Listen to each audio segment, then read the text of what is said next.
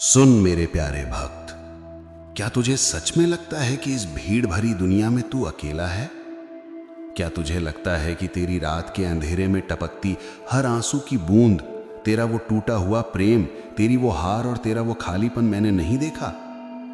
जब तू अपनों के बीच रहकर भी अनाथ महसूस कर रहा था, जब तुझे लगा कि अब सब खत्म हो गया है, तब शमशान की राख में मुंडमाला पहने बैठा तेरा ये पिता तेरे लिए रो रहा था।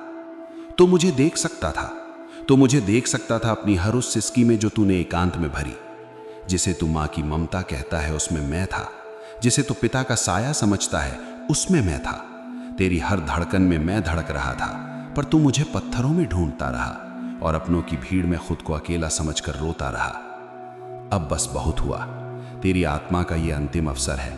मिट्टी होने से पहले अपने सृजनहार की ये आखिरी पुकार सुन ले, क्योंकि मां के गर्भ की उस घोर अंधकार में जब इस शव का सृजन शिव कर रहे थे, तब उस अवस्था में उन्होंने ही इसे इतनी कुशलता से रखा कि बाहर आते ही जो पहली किलकारी इस जीव ने गाई वो किसी अनजाने आनंद की गूंज थी।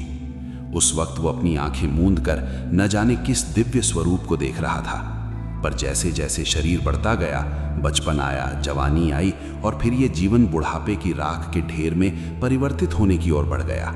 लेकिन इस बीच घटित होने वाले सत्य को तू कभी जान ही न पाया। तू हमेशा सत्य को कल पर टालता रहा, अतीत में जाकर दुखी होता रहा और भविष्य के झूठे सुखों को खोजता रहा, पर कभी वर्तमान की उस शिव शक्ति को महसूस न कर सका जो तेरे भीतर ही थी। तेरा जन्म लेना एक उत्सव था, एक महान उद्देश्य था, पर तूने इसे व्यर्थ के प्रपंचों और मन के षड्यंत्रों में गवा दिया। तेरे मन ने ऐसा खेल खेला कि तू हमेशा हार कर, टूट कर और बिखर कर मुझसे और दूर चला गया। तू जब सोता था, तू जब रोता था, मैं हर क्षण तेरे पास था। जिसे तू एकांत समझकर घबराता था, उस एकांत में केवल मैं ही तेरे साथ था। तू अगर उस एकांत में मुझे पुकारता तो मैं शायद साक्षात तेरे सामने खड़ा हो जाता। जब तू गहरी सोच में डूबा होता था तो वो सोच मेरी ही दी हुई थी, ताकि तू मुझे जान सके और अपने भीतर के शव में शिव को जगा सके। जाग और मेरी ऊर्जा तेरे शव से सदा के लिए बिछड़ जाए, उससे पहले उस बिखरी हुई शक्ति को मुझ में एकत्रित कर ले। मैं तुझसे मीलों दूर नहीं हूं, मैं तो धरती के हर कण में और तेरी हर सांस के ठहराव में हूं। मृत्यु कोई अंत नहीं है, ये तो एक यात्रा के बाद का छोटा सा विराम है, पर तुझे अब और विराम नहीं लेना है। तुझे तो शव में शिव को जगाकर उस अनंत में समाना है और अंत विराम पाना है। लौट अपने सृजनहार के पास, क्योंकि तेरा ये शरीर भले ही मिट्टी हो जाए, पर वो मिट्टी भी मेरे चरणों की राख है।